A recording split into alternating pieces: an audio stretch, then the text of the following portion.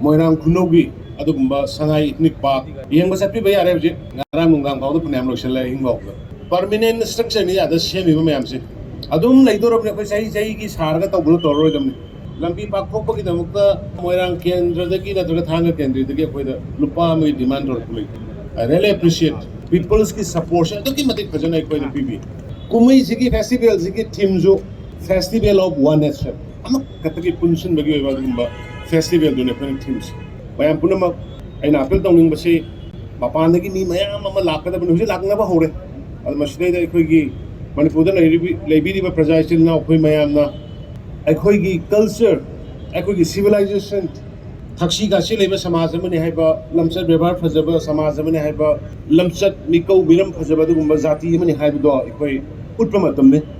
Traditional Akadorish, the Equigi site, Karikum, Kanglagi, Kaiba, and Bapidanaba, the Shasaba, Patukaran Toba, Yaninga Yaganaba, Darikan Toba, speed limit to the head of Topi, the Nabai, Mayanda, Piltogeri. Lagliba tang kun mathoidagi numitara supna pangthokadoriba Sangai Festival listing ani kunithoigi Curtain Raiser Kanglagi Nongchup thangba Hojangda Manipur gi Chief Minister Biren luchingduna pangthokkhre Nat ki oiba pung cholom amasung moibung khongduna haudokhiba thoram aduga iroinana Sangai Festival gi paujel puba Sangai ran Chief Minister Biren lamthakhe tungda Curtain Raiser gi thoram haudokle haiba takpo oina balloon sing thagatke Loinana Manipuri film gi Sagnai Ravi actor Soma Laistrambu Manipur tourism gi brand ambassador oire haibagi citations Chief Minister Biren na khusinakhe Manipur lainga ki cabinet minister MLA amadi tongan ba department gi makok thongba official kayana sarugyaduna pangthokhiba thoram aduda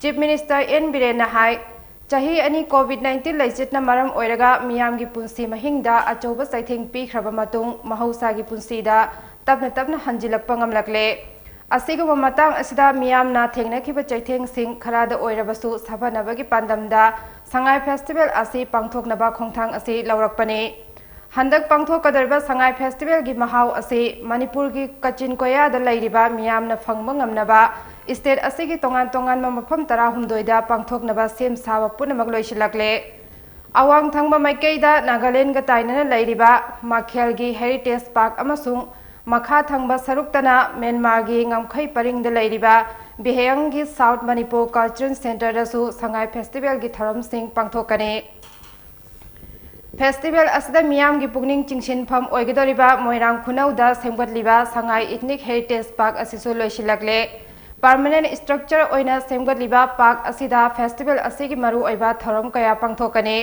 mafam asi yobagi lambi ningthina semjin sajinbagi thabak loire Moirang amasung thangagi miyamna lambi pakthokpagi land competition amata laukhidaba adubusu hainingai leitana thagatle puari da tangna thokpa thoram ama oina Kangla manung da leiriba polo ground asida team 13 na sarugyaduna Sagol Kangjai gi thoram ama lagliba tang 19 dagi pangthokpa horagane Anuba thak amada pukhalaktuna pangthokkadarba Sangai Festival asida lamdam asigi phajaba machat adu touristing da mapung phana uthokminase state asigi mingchat thiba yaba thabak thoram amata pangthoktanaba punna thodang lominase haina Chief Minister Biren na makhatana phongdokhe Moirang Kunogi, Adumba, Sangai Ethnic Park, Yang was happy by Arabic, Narangang, all the Panam Local.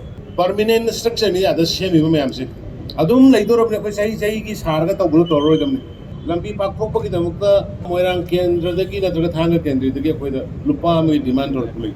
I really appreciate people's support. I don't give a Pajana PB. Kumi Ziki Festival, Ziki Timzo, Festival of One Nation. I'm not Kataki Punson Bagua Festival to different teams.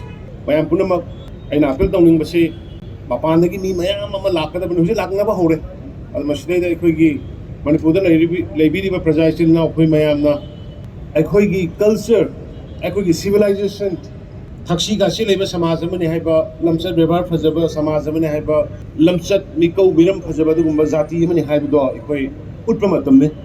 Traditional Akadorish, the Equigi site, Karikum, Kanglagi, Kaiba, and Bapidanaba, the Shasaba, Patukaran Toba, Yaninga Yaganaba, Darikan Toba, speed limit to the head of Topi, the Nabai, Mayanda, Piltogeri.